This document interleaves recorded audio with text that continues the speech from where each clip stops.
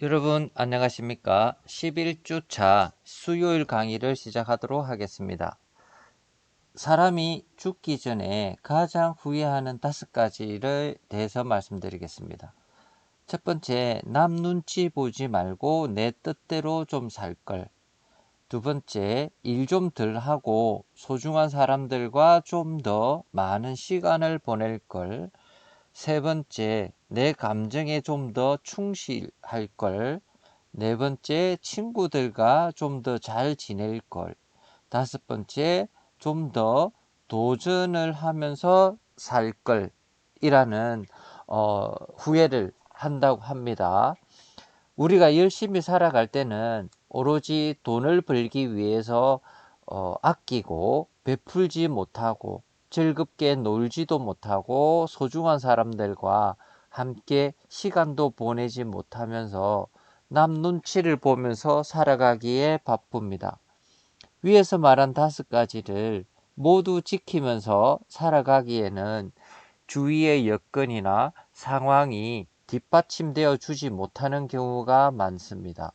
그렇지만 모든 것을 완벽하게 하면서 살 수는 없지만 현재를 살아가면서 죽기 전에 최대한 후회하지 않도록 내 자신에게 충실하고 주위 사람들과 함께 즐겁고 행복하게 살아가기 위해서 노력하면서 하루하루 후회 없이 지내는 것이 제일 현명하게 살아가는 것이라고 생각합니다. 그래서 여러분들도 앞으로는 지금부터는 후회하지 않는 최대한 후회하지 않는 그런 삶을 살아가기 위해서 열심히 살아가시기를 바라겠습니다. 우리 저번 시간에 배웠던 내용을 잠깐 복습하고 오늘의 수업을 진행하도록 하겠습니다. 자, 연회 기획이라는 것은 고객의 연회 행사를 위해서 사전 준비 과정부터 행사 진행 과정, 그 다음에 행사 종료 후 과정으로 이루어지고 있습니다. 고객들의 사후 관리에 이르기까지 제반 사항을 구체적인 계획서를 가지고 실행을 해야 되는 거고요. 연회 행사에 대한 계획 과정에서 요구되는 사항으로는 행사가 특정한 장소에서 항상 특정한 장소에서만 이루어지지 않는다라는 점과 행사의 규모와 내용, 그 다음에 성격, 그 다음에 인원, 방법에 따라서 다양하게 연출이 됩니다. 그래서 연회 행사는 레스토랑처럼 한 장소에 정해진 장소에서만 진행이 되는 행사가 아니라 고객이 요구하는 장소나 시간, 뭐 행사 성격, 뭐 이런 다양한 요구 사항에 의해서 이루어지는 것입니다. 그래서 연회 기획을 할 때는 이러한 요소들을 감안을 해서 하는 게 중요할 것 같고요. 그 다음에 연회 기획을 하는 데 있어서 중요한 점은 요즘에는 이제 그 연회 기획가들이 많이 직업이 많이 생기고 있다라는 것이고요. 그래서 이제 예를 들면 파티 플래너, 그러니까 파티를 전문적으로 계획을 하고 실행을 해주는 파티 플래너가 있고, 그 다음에 푸드 코디네이트, 그 다음에 플로리스트, 그 다음에 웨딩 플래너. 그러니까 아직까지 우리나라에서 웨딩 플래너는 아직 뭐 그렇게 원활한 건 아니지만 앞으로는 뭐 이런 웨딩 플래너 같은 이러한 직업들도 많이 승행할 수 있을 것이라고 생각을 합니다. 그 다음에 분위기를 연출하는 연애는 분위기를 연출하는 산업이기 때문에 최첨단 연애 시설과 훌륭한 서비스, 그 다음에 식음료로 상품이 구성이 되고 있습니다. 그래서 고객과의 약속사항이 이행이 될 수 있도록 관리자와의 상호 유대 관계를 관련자와의 상호 유대 관계를 가지는 것이 중요합니다. 연회기획의 구성 요소는 그 연회를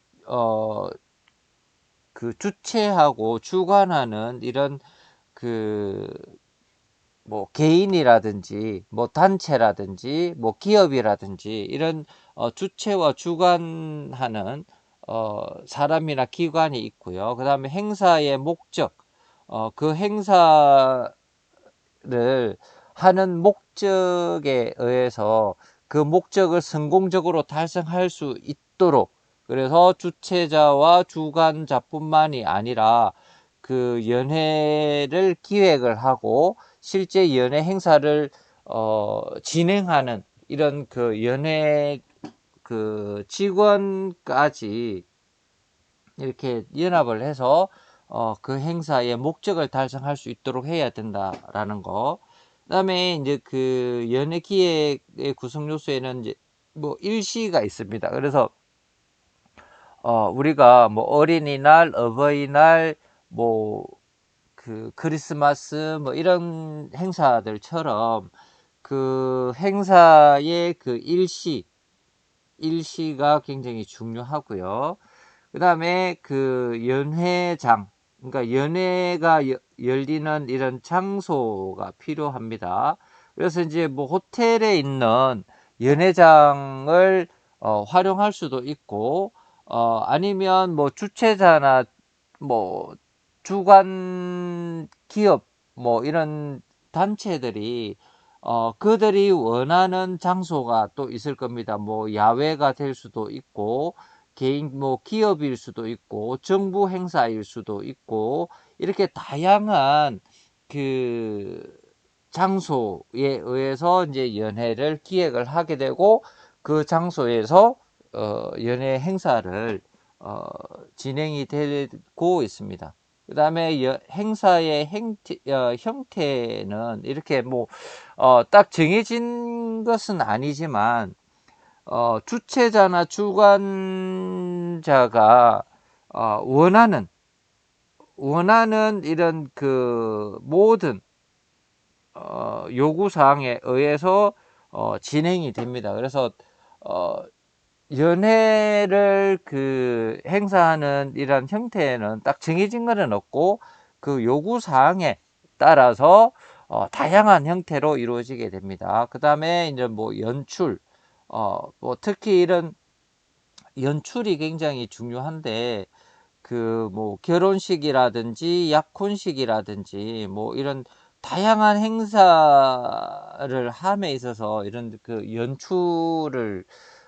연출에 하는 기술이 굉장히 중요합니다. 그래서 요즘에는 연출만 따로 하는 뭐 이벤트 회사라든지 뭐 이렇게 전문적으로 연출을 담당하는 이런 그 뭐 개인이나 단체, 그 다음에 기업 이런 그 기업 이러한 단체들이 많이 생기고 있고요. 그 다음에 예산이 굉장히 중요합니다. 그래서 연회 기획을 할 때도 그 예산에 의해서 예산이 많은지 아니면 적은지 뭐 정해진 예산 내에서 그 행사를 성공적으로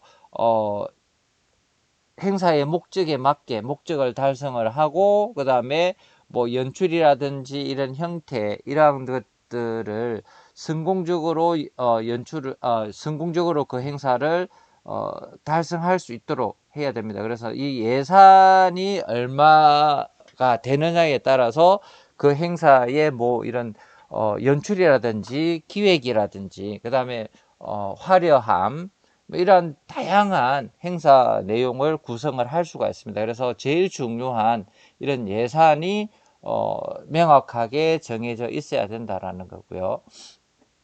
그 다음에 연회 기획 시 고려해야 될 사항은 매출 증대 효과입니다. 그래서 연회 행사를 기획을 할 때는 최소의 비용 발생으로 최대의 매출을 향상을 시켜야 되고, 그리고 이제 호텔 기업에 대한 좋은 이미지를 전달할 수 있어야 됩니다. 그다음에 이제 홍보 효과는 다양한 고객의 참석으로 인해서 호텔 브랜드에 대한 홍보를 기여를 하게 되고, 국내나 세계의 언론에 노출되기 때문에 홍보 효과는 돈으로 환산할 수 없을 정도로 기대 효과는 큽니다. 그래서 이런 아주 모든 전 세계의 사람들이 다 할 수 있는 이런 뭐 행사라든지, 아니면 뭐 유명한 유명인, 전 세계적으로 유명한 유명인이라든지, 그다음에 뭐 각 나라의 대통령이라든지, 뭐 이러한 유명인들이 왔을 때 성공적으로 이렇게 뭐 행사를 마무리하게 되면 전 세계적으로 이렇게 홍보 효과는 엄청나게 많이 듭니다. 그래서 홍보 효과, 이제 여기에서 나오는, 우리가 광고와 홍보가 있는데, 광고는 돈이 드는 거고요. 홍보는 돈이 들지 않습니다.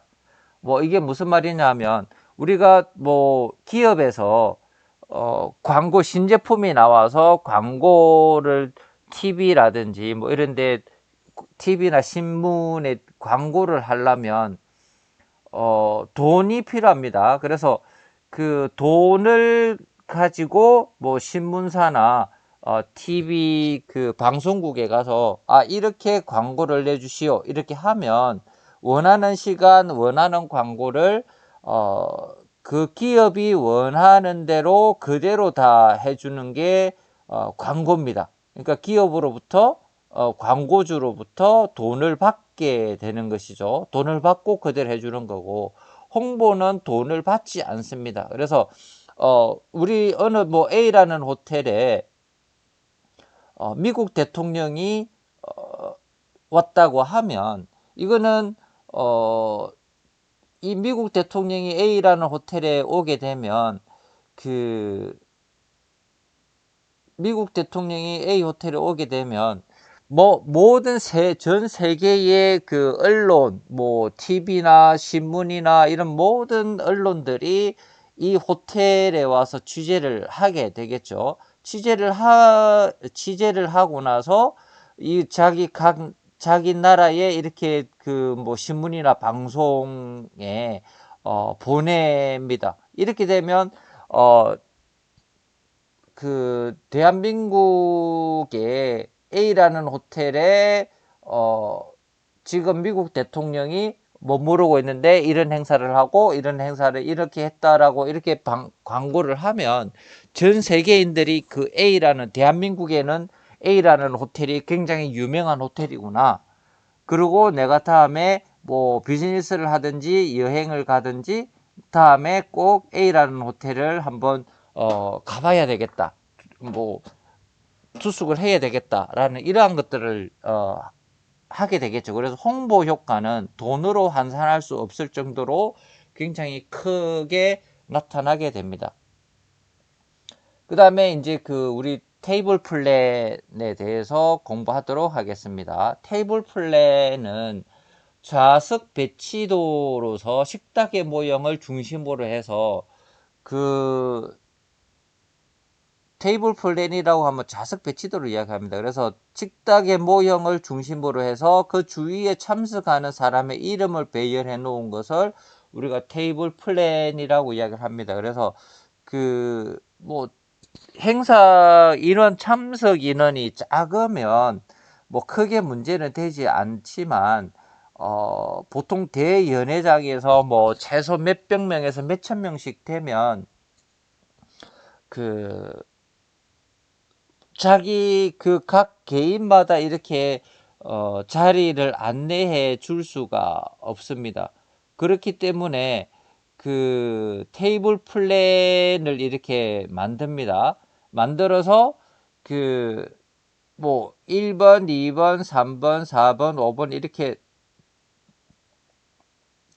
테이블 넘버가 있으면, 여기에 1번 테이블에는 뭐 이름을 적는 거죠. 테이블 이름에 1번, 2번, 3번, 4번, 5번, 6번, 7번, 8번, 9번, 10번 이렇게 해서 A라는 사람은 1번 테이블에 뭐 10번, B라는 사람은 2번 테이블에 뭐 5번 뭐 이런 식으로 해서 그 테이블에 뭐 이름을 각각 적어 놓거나 아니면 그 사람한테 이제 그 번호를 알려주는 것을 이렇게 사람의 이름을 배열해 놓은 것을 우리가 테이블 플랜이라고 이렇게 이야기합니다. 그래서 소수의 연회, 그러니까 인원이 적은 연회에서는 주최자가 식탁의 좌석을 일일이 알려주면서 친근감을 더해주기도 합니다. 그래서 뭐 소규모 연회라면 테이블이 뭐 한 두세 개 이렇게 있으면 밖에서 주최자가 기다리고 있다가 여기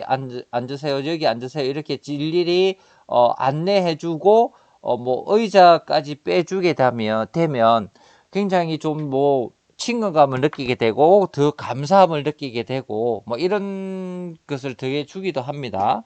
그 다음에 행사 주최자의 요구에 따라서 원하는 형태의 테이블 배치가 가능합니다. 그래서 테이블 플랜은 우리 앞에서 잠깐 이야기를 했지만 그 연회장에는 그냥 아예 그냥 빈 공간만 있습니다. 뭐 대규모든 소규모든 빈 공간이 있는데 여기에서 이제 고객이 원하는 테이블 형태, 그 다음에 테이블 배치도 뭐 여기 뭐 사각이 들어갈 수도 있고 라운드가 들어갈 수도 있고 뭐 사각도 뭐 2인 테이블, 4인 테이블 뭐 이렇게 다양한 형태, 그러니까 고객이 원하는 그냥 백지에 그림을 고객이 원하는 대로 그림을 그릴 수 있도록 해주는 것을 이야기를 합니다. 그래서 연회장에는 그냥 뭐 소규모든 대규모든 텅 비어 있는 공간이기 때문에 고객이 행사 주최자가 원하는 형태의 테이블 배치가 가능합니다. 뭐 장식도 마찬가지, 인테리어도 마찬가지고 뭐 음식이라든지 이런 모든 것들이 고객이 원하는 대로 다 가능합니다. 그 다음에 형태의 연회의 인원과 목적에 따라서 연회장의 공간을 최대한 활용할 수가 있습니다. 그래서 그 연회 성격에 따라서 뭐 다르겠지만 연회장 안에서 뭐 여기 그 무대도 만들 수도 있고요. 그 다음에 뭐 테이블을 놓고 여기에 뭐 뷔페 테이블이 들어갈 수도 있고, 그 다음에 양식을 원하면 직접 서비스도 제공이 가능하고요. 뭐 한식, 양식, 중식, 일식 모든 고객이 원하는 대로 모든 것이 다 되는 것이죠. 그래서 행사 주최자의 요구에 따라서 모든 그 형태, 그러니까 뭐 테이블이라든지 음식이라든지 인테리어라든지 음료라든지 주류라든지 모든 것들이 다 행사 주최자의 요구에 따라서 다 진행이 된다라는 것을 이야기를 합니다. 그래서 이제 우리 연회 테이블의 배치를 한번 보게 되면 여기는 이제 주로 대형 연회 테이블 배치를 이야기를 합니다.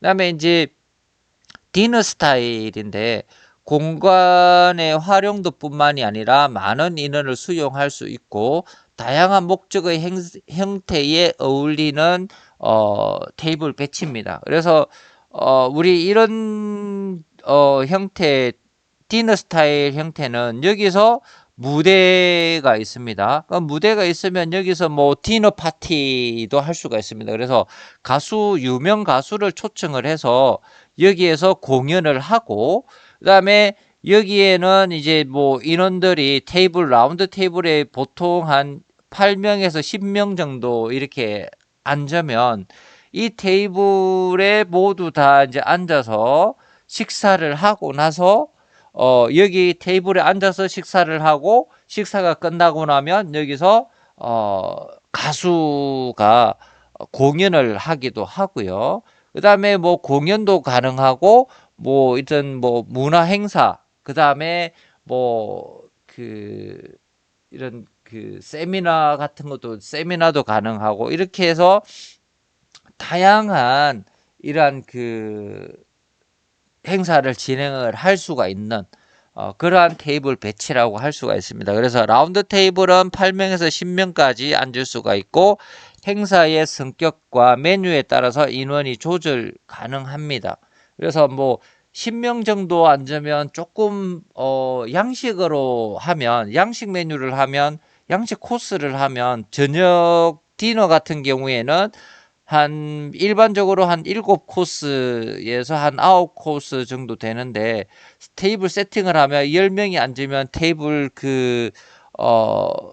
기물이 굉장히 많이 들어가게 되겠죠. 그러면 조금 좁기 때문에 한 8명 정도 앉는 게 적당하고요. 그 다음에 한 5코스나 이 정도 되면 10명 정도 앉아도 상관이 없습니다.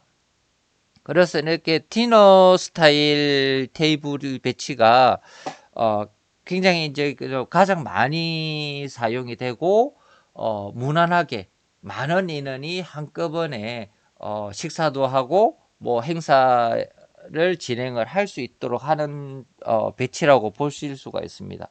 그 다음에 뭐 테이블 배치에서 이제 그 뷔페 스타일을 한번 보게 되면 모임의 형태나 인원수에 따라서 다양한 형태의 테이블 배치가 이루어지게 됩니다. 그래서 뷔페 스타일 같은 경우에는 이렇게 그 연회장이 있으면 우리 앞에서 봤던 그 이런 뭐 테이블 무대가 들어가기도 하고 그 다음에 라운드 테이블을 주로 이제 많이 합니다. 그 뷔페 같은 경우에는 라운드 테이블이 들어가게 되고 뭐 이쪽에 뷔페 테이블을 들어가서 여기서 이제 뷔페를 행사를 하고 뭐 하거나 아니면 식사를 먼저 하고 행사를 하거나 이렇게 그거는 이제 주최자의 이제 요구에 따라서 하는 건데 그렇게 해서 여기서 이제 식사를 하고 나중에 이제 행사를 진행을 하는 이제 뷔페 스타일에도 이렇게 우리 앞에서 배웠던 형태 디너 스타일의 테이블 배치도를 좀 많이 활용을 합니다. 제일 많은 인원이 앉을 수도 있고 다니는데도 편하게 다닐 수가 있기 때문에 그 다음에 학교 스타일은 스쿨 스타일이죠. 그래서 주로 회의나 세미나를 위주로 하는 형태로서 세미나 스타일이라고 하고요. 그 다음에 간단하게 도시락으로 대체하는 경우도 있습니다. 그래서 우리가 보통 학교에서 이제 뭐 하는 형태라고 그러니까 학교 스타일인데 여기에 테이블 사각 테이블이 여기 있고 그렇게 해서 이제 여기에 인원 사람이 앉습니다. 뭐 사람이 많을 때는 이쪽으로도 앉을 수도 있는데 좀 이런 무대가 여기 있으니까 불편할 수도 있지만 여기 앉을 수도 뭐 부족하다면 앉을 수도 있고요. 그래서 일반적으로는 이제 학교 스타일 같은 경우에는 이렇게만 앉습니다.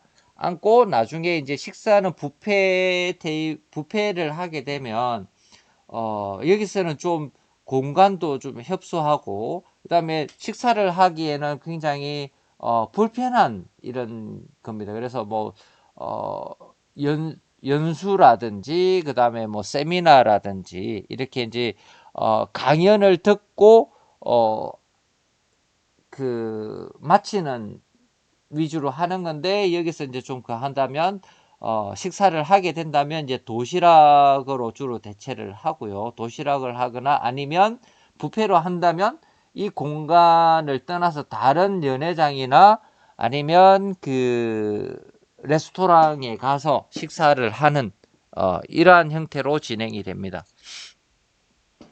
그 다음에 그 쇼 스타일입니다. 쇼 스타일. 그래서 패션쇼라든지 콘서트에 많이 사용되는 형태이고 테이블 없이 의자만 배치하는 경우입니다. 그래서 우리가 패션쇼를 하면 테이블이 있으면 이제 많은 인원이 못 앉게 되니까 최대한 패션쇼라든지 그 콘서트는 최대한 많은 인원을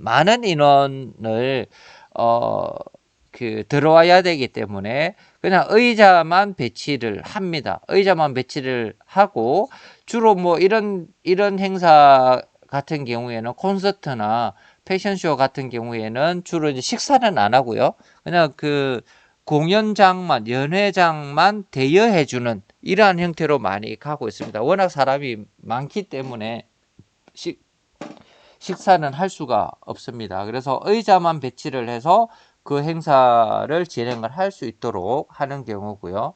그 다음에 극장 스타일은 의자만 배치를 하고 주로 강연회나 연석회, 그 다음에 영화 시사회 등에 사용이 됩니다. 그래서 이런 행사도 그냥 의자만 배치를 해놓고 그 연회장만 대여해주는 형태. 뭐 1시간에 얼마, 2시간에 얼마 이렇게 해서 연회장만 대여해주는 형태로서 진행이 됩니다. 그 다음에 중소형 연회 테이블 배치입니다. 중소형. 그러니까 우리 앞에서 했던 거는 대형 그 연회고, 지금은 이제 중소형 테이블 배치인데요. 중소형 테이블 배치, 라운드 테이블은 한정된 공간에서 많은 인원을 수용할 수 있고, 식사를 할 경우 서비스하기에 편리합니다. 그래서 우리가 주로 이제 뭐, 중소형이든 대형이든 이런 행사를 하게 되면 많은 인원이 한정된 공간에서 많은 인원이 그 식사를 하거나 뭐 이런 행사를 할 때는 그 라운드 테이블을 주로 많이 사용을 합니다. 그래서 아까 이야기했던 8명에서 한 10명 정도 앉을 수가 있기 때문에 최대한 공간을 이렇게 활용을 지그재그로 이렇게 놔서 최대한 많은 인원이 들어가서 식사도 하고 이런 뭐 행사도 할 수가 있는 그런 형태라고 보시면 될 것 같습니다. 그 다음에 E형 배열은 많은 인원이 식사를 할 때 사용을 합니다. 그래서 그 E형 같은 경우에는 많은 인원이 식사를 할 때 그냥 그냥 그거 식사는 다른 행사는 이제 안 하고 그냥 그 식사만 할 수가 있는 그런 형태를 그런 형태의 행사를 할 때는 E형으로 많이 하고요.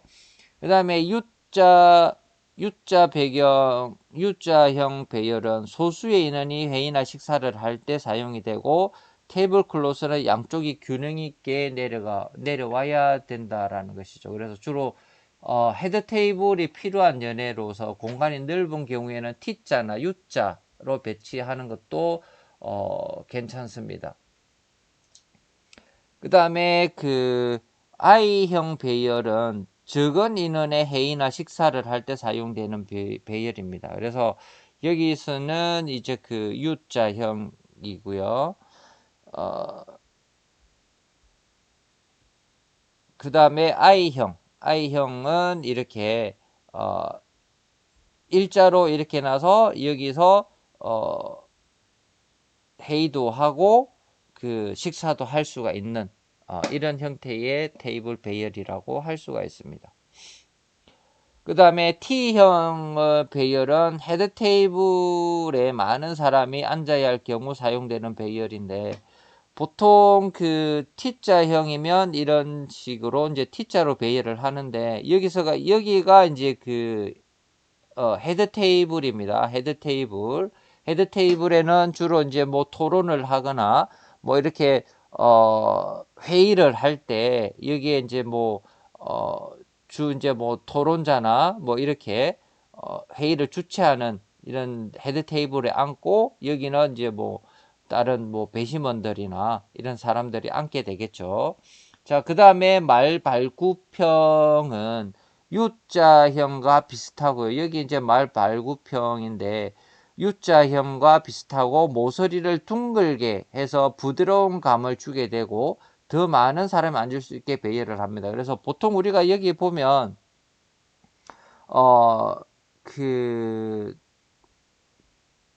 여기에 보시면 이렇게 보통 우리가 이렇게 하면 이런 식으로 해서 이런 테이블을 하게 되면 여기가 각이 지게 되죠. 여기 각이 지면 사람들이 못 앉게 됩니다. 그래서 이렇게 U자로 부드럽게 이렇게 해서 여기에도 사람이 앉을 수 있도록 이렇게 하는 것입니다. 그리고 여기 바깥쪽뿐만이 아니라 안쪽에도 앉아서 같이 뭐 회의도 하고 나중에 회의가 끝나거나 하면 식사도 같이 할 수 있는, 그렇게 해서 좀 더 분위기가 부드러운 감을 주게 되는 그 형태라고 할 수가 있습니다.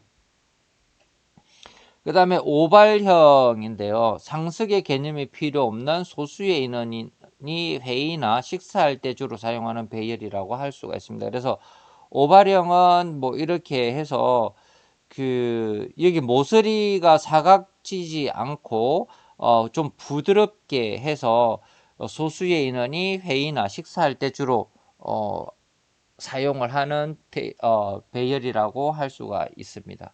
그 다음에 공백 사각형 배열은 미음자라고도 이렇게 이야기를 하고요. 그럼 가운데 빈 공간에는 화분이나 장식을 배치를 해서 분위기를 조성을 한다. 그래서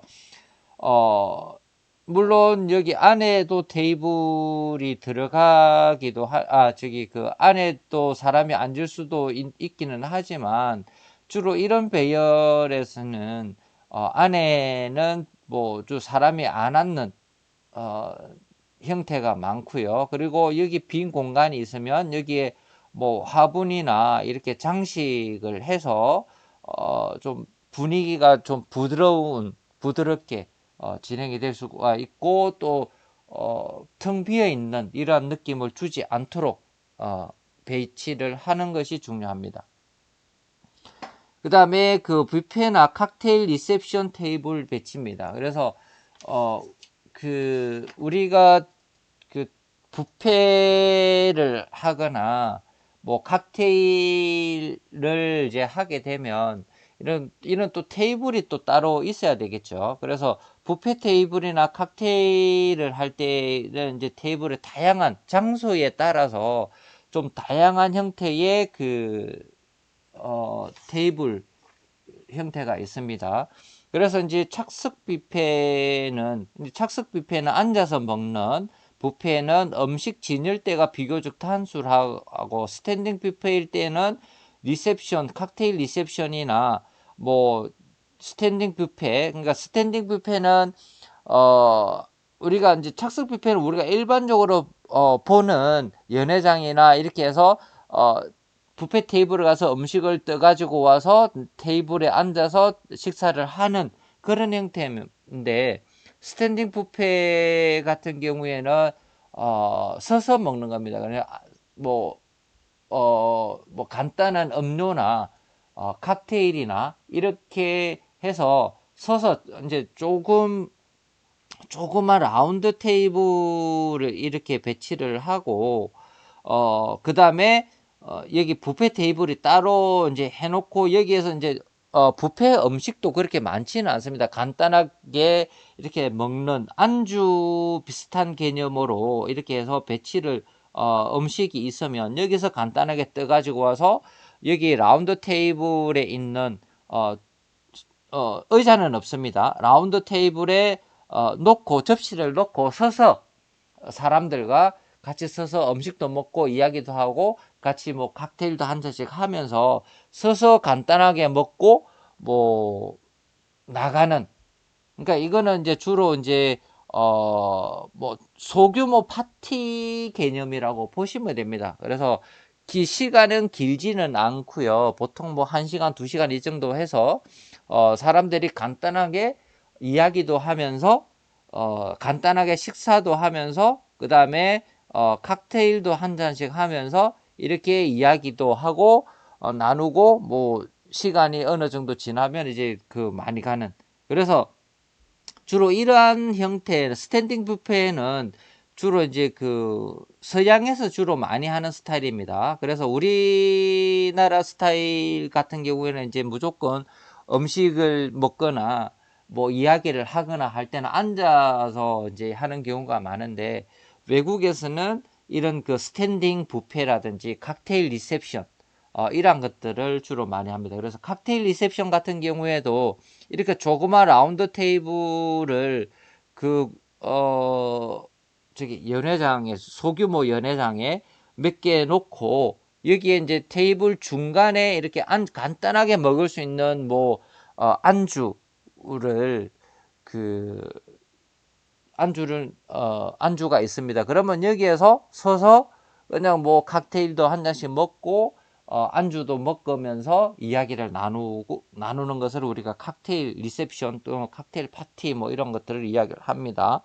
그래서 연회장의 다양한 분위기가 매우 중요하므로 다양하고 아름답게 테이블을 배치를 하면 됩니다. 그래서 주로 이런 데서는 이제 라운드 테이블, 소규모 이제 작은 라운드 테이블도 보통 적은 겁니다. 보통 한 3명에서 4명 정도 이제 앉을 수 있는 그런 조그만 테이블을 배치를 해서 어, 간단하게 칵테일도 하고 안주도 먹으면서 이야기 나눌 수 있는 이러한 형태라고 보시면 될 것 같습니다. 그래서 우리가 뷔페 이렇게 간단하게 먹을 때는 뷔페나 칵테일 리셉션 테이블을 따로 배치를 하게 되는데 단순형입니다. 단순형 같은 경우에는 여기에서 이제 뭐 간단하게 그 음식을 전시를 하고 사람들이 이쪽에서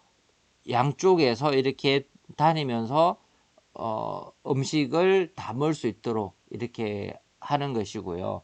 그 다음에 십자타원형 같은 경우에는 그 조금 인원이 조금 많을 때, 그죠? 그래서 조금 많을 때 이런 식으로 테이블 배치를 해서 많은 사람들이 이렇게 할 수 있도록 하고, 여기 이런 그 방사형 같은 경우에는 사람이 많이 있을 때, 그러니까 한 뭐 100명, 200명 뭐 이 정도 될 때는 이렇게 해서 사람들이 많은 사람들이 이렇게 음식을 가지고 왔다 갔다 하면서 먹을 수 있도록 들을 수 있도록 하는 거고요. 그 다음에 멍해형이 이렇게 있습니다. 그 다음에 그 들소불 형태의 이렇게 테이블, 그 다음에 목걸이형, 그 다음에 그 꽃형, 이렇게 해서 여기 가운데는 뭐 이런 장식을 하기도 하고요. 그 다음에 타원형, 뭐 이렇게 해서 다양한 형태 그 행사의 목적이나 그 다음에 테이블 연회장의 그 뭐 인테리어 효과, 그 다음에 인원수에 따라서 이렇게 다양한 형태의 그 테이블을 배치를 하게 됩니다. 자, 다음으로 우리 6장 주장 관리에 대해서 계속해서 공부하도록 하겠습니다.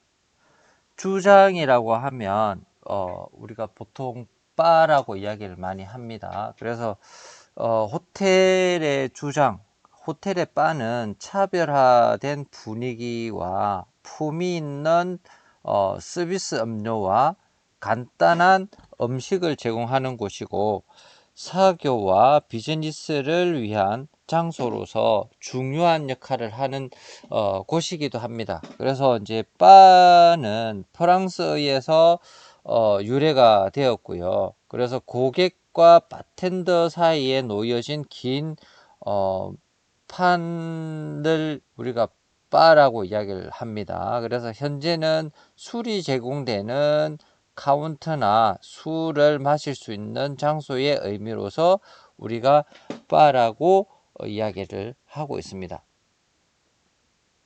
그래서 이제 그 우리 바의 종류에 보면 바는 운영 형태의 기능과 위치, 판매 상품, 음악 등에 따라서 다양한 명칭으로 사용이 되고 있습니다. 그래서 우리가 일반적으로 그 라운지 바라고 하면 호텔의 그 로비나 고층에 위치를 해서 그 경치가 아주 좋고 분위기가 좋은 이런 곳에서 각종 음료와 스낵 등을 판매하는 것을 우리가 라운지 바라고 이렇게 이야기를 하고요.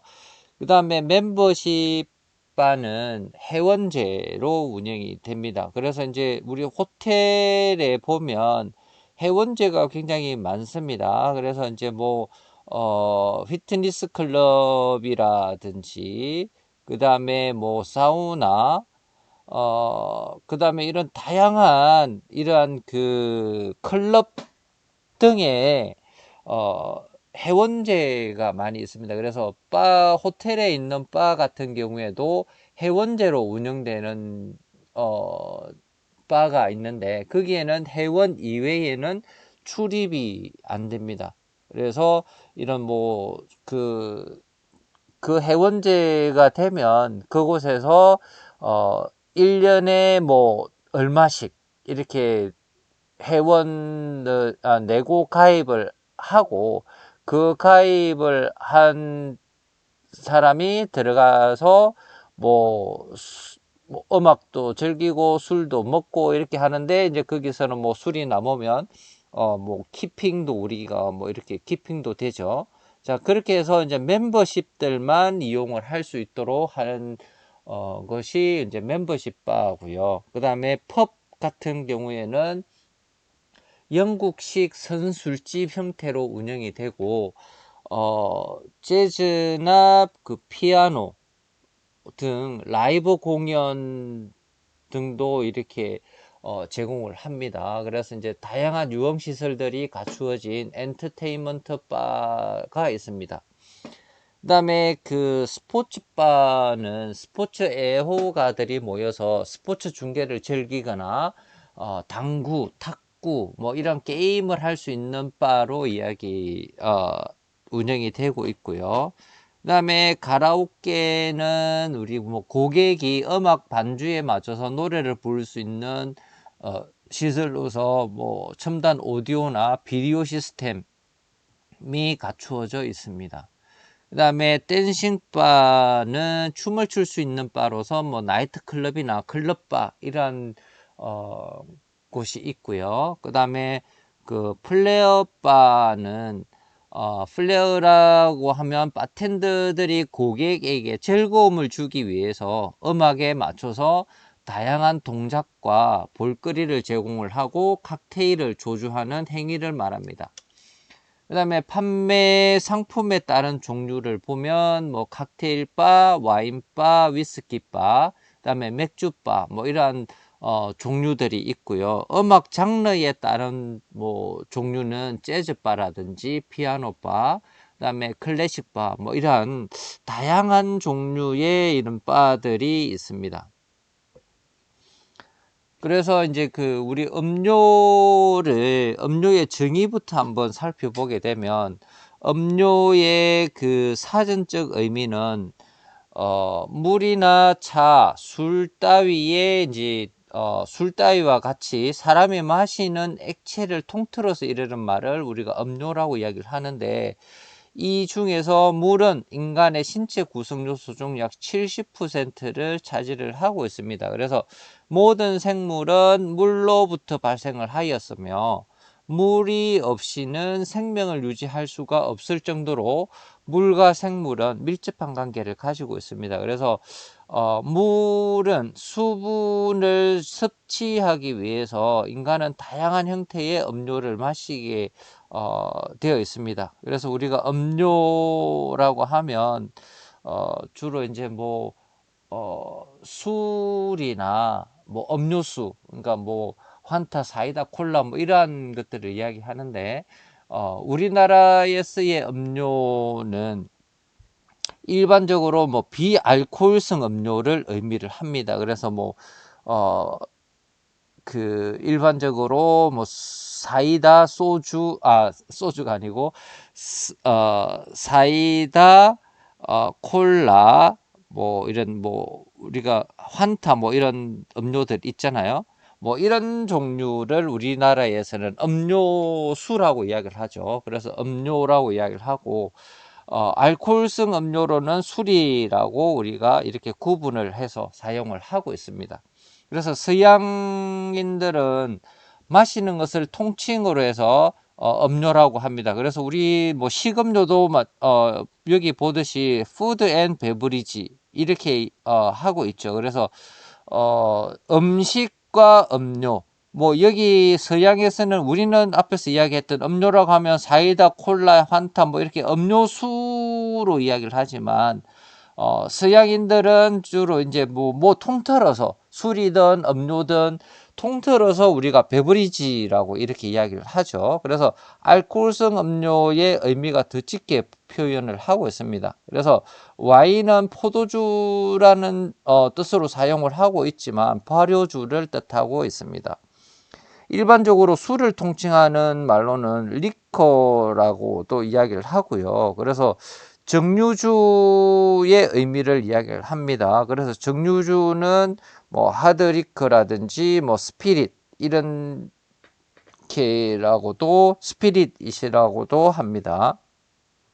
그래서 이제 음료는 크게 알코올성 음료와 비알코올성 음료로서 나누게 되는데 알코올성 음료는 일반적으로 술을 의미를 하고요. 그리고 비알코올성 음료는 청량음료라든지 영양음료, 기호음료로서 이렇게 구분을 하고 있습니다.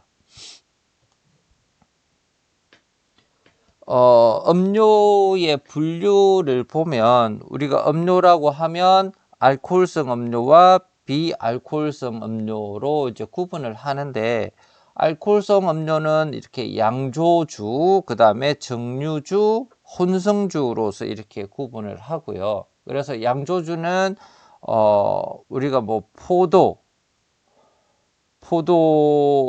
과일인데 이렇게 뭐 포도라든지 뭐 이런 다양한 과일이 있고 그 다음에 곡류, 그 다음에 기타 곡류 뭐 이렇게 있습니다. 그래서 곡류로는 뭐 맥주나 막걸리 뭐 이러한 종류가 있습니다.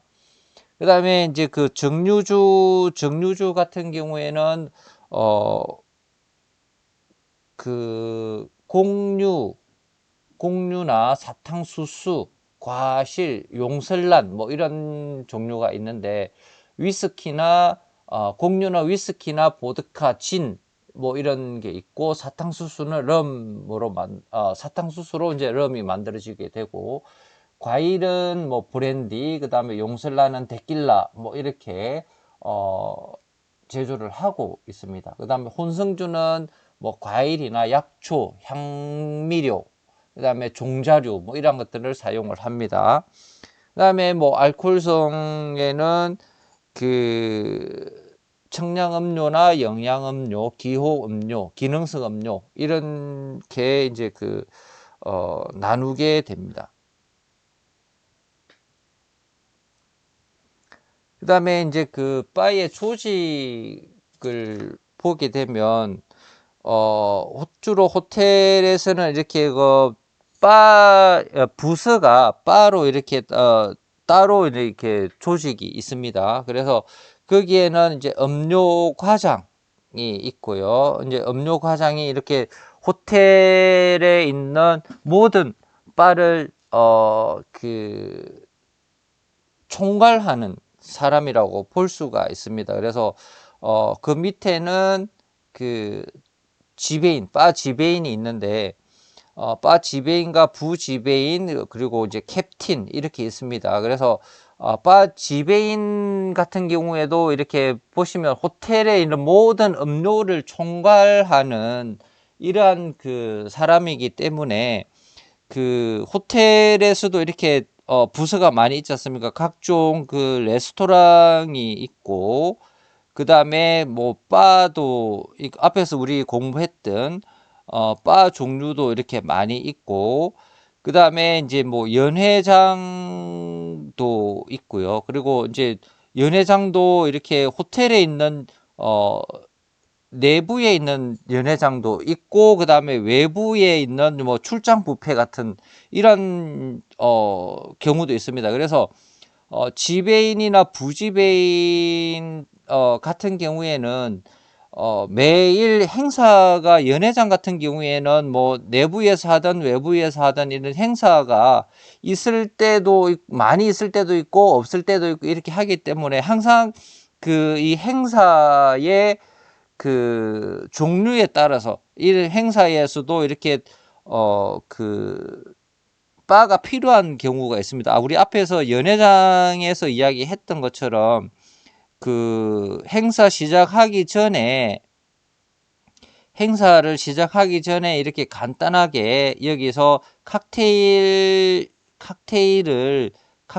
뭐 리셉션이라든지 칵테일 파티라든지 이런 것들을 하지 않습니까? 그러면 여기에서도 이제 그 지배인이 행사 내용에 따라서 고객 주최자가 원하게 되면 그 바에 배치를 합니다. 어떤 직원 뭐 한 명 내지 두 명 그 행사 규모에 따라서 이렇게 그 연회장에 바를 설치를 해서 음료를 제공을 할 수 있도록 이렇게 인원 배치를 하게 되고, 그 다음에 뭐 이런 각 호텔에 있는 바에 근무를 누구를 할 것인지 이렇게 이제 근무 조직을 이제 매일매일 이렇게 하고요. 그 다음에 레스토랑에 있는 필요한 인원이 있을 경우에는 이렇게 뭐 그 직원을 배치를 하게 됩니다. 그래서 이제 지배인은 이런 역할을 총괄을 하는 거고요. 그래서 이제 음료 과장은 이제 모든 바를 총괄을 하는 거고, 지배인은 그 저기 뭐 바 같은 경우에는 이렇게 각 그 바의 지배인이 있고요. 그 다음에 이제 이런 지배인이 연회장에 이렇게 뭐 파견을 한다든지 이렇게 인원 배치를 하고요. 그 다음에 부지배인은 이렇게 지배인을 이제 보좌하는 이러한 역할을 합니다. 그 다음에 캡틴은 이제 그 바 직원, 웨이터나 웨이트레스를 같이 서비스도 제공을 하면서 통제를 하는 관리 감독을 하는 그 직무를 맡고 있습니다. 그래서 이제 뭐 여기에는 바텐더가 있고 소믈리어는 주로 이제 그 앞에서 배웠던 그 프랑스식 그 레스토랑에서 근무를 주로 합니다. 그 다음에 바텐더는 이런 바에서 근무를 하기도 하고, 그 다음에 그 연회장이나 이런 데서도 이제 그 파견을 가기도 하고요. 그렇게 해서 이렇게 직원들이 근무를 하게 됩니다. 뭐 웨이터나 웨이트리스, 그 다음에 뭐 이런 직원들이 인턴십 버스보이라고 하죠. 그래서 이렇게 인턴십을 해서 그 근무를 하고 있습니다. 그 다음에 그 바의 직무는 우리 앞에서 이야기했던 음료 과장, 그래서 연중 영업 계획을 수립을 하고 주류나 음료를 관리를 합니다. 그래서 이제 뭐 이런 바에는 주로 이제 그 뭐 싼 가격의 이런 그 주류도 있지만 좀 아주 비싼 고가격의 이렇게 그 음료나 그 주류가 있습니다. 그래서 고객이 또 그런 것들을 원하기도 하고요. 원하게 되면 이제 뭐 비싼 가격의 그 주류 같은 경우에는 따로 보관을 하고 있죠. 따로 보관을 하고 그 고객이 원할 때 이제 그것을 이제 제공을 하는 겁니다. 그래서 주류나 음료 관리를 주로 하고요. 그 다음에 바의 호텔의 이익을 창출을 합니다. 그래서 최대한 음료를 많이 판매를 해서 호텔 수익에 기여를 할 수 있도록 이왕이면 좀 뭐 예를 들면 싼 가격의 뭐 주류보다는 좀 더 비싼 가격의 주류를 판매를 하고 좀 더 많이 판매를 해서 호텔 수익에 기여할 수 있도록 하는 것이 중요합니다. 그 다음에 호텔에서 영업 중인 바 전체의 뭐 업장 관리. 그래서 이제 음료 과장은 그 호텔에 있는 그 모든 바를 관리를 하는 책임지고 있는 사람이기 때문에 바 전체의 그 영업장의 관리를 해야 되는 것이고요. 그 다음에 인력 계획이라든지 인사 고과, 그래서 인력이 부족하다든지 뭐 이런 부분이 있으면 인력을 새로 뽑아야 되는 경우 미리 계획을 세워서 인력 계획을 뽑고 해야 되고, 그 다음에 모든 바 직원들의 인사 고과도 관리를 하고 있습니다. 그 다음에 바 지배인에 대한 업무는 우리 다음 시간에 공부할 수 있도록 하겠습니다. 오늘도 고생 많이 하셨습니다. 감사합니다.